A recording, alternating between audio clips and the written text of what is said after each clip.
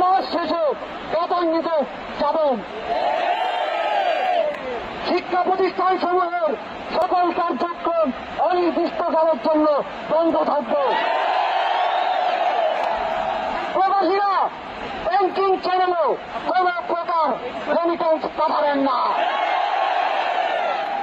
সকল ধরনের সরকারি সভা সমাবেশ আয়োজন বর্জন করবেন। বন্দরের কর্মীরা কাজে যোগ দেবেন না, কোন মালামাল খালাস হবে না। দেশের সকল কলকারখানা চলবে না, দেশের কোন গার্মেন্টস তার কার্যক্রম চালাবে না। এই সরকারের পতন না হওয়া পর্যন্ত গণপরিবহন বন্ধ থাকবে। আগামী রবিবার এবং প্রতি সপ্তাহের প্রথম দিন রবিবার শুধুমাত্র ব্যক্তিগত লেনদেনের জন্য ব্যাংক খোলা থাকবে। বাকি সাপ্তাহিক কার্য দিবসগুলো ব্যাংক বন্ধ থাকবে।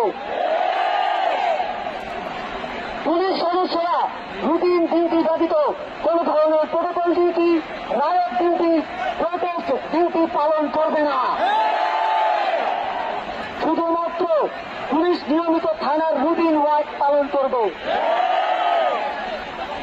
বিজিবি ও নৌবাহিনী ব্যতীত অন্য বাহিনী ক্যান্টনমেন্টের বাইরে ডিউটি পালন করবে না। বিজিবি এবং নৌবাহিনীও ব্যারাক এবং কোস্টাল এরিয়ার মধ্যে সীমাবদ্ধ থাকবে। আপনারা সচিবালয়ে যাবেন না। কৃষি বা উপজেলা কর্মকর্তারা নিজ নিজ কার্যালয়ে যাবেন না। কোন প্রকার অফশোর ট্রানজাকশন চলবে না। আমরা চাই না পতনের আগে এই সরকার দেশের অর্থ লুটপাট করে বিদেশে নিয়ে যাক। বিলাসদ্রব্যের দোকান, শোরুম, মার্কেট সবকিছু অনির্দিষ্টকালের জন্য বন্ধ থাকবে।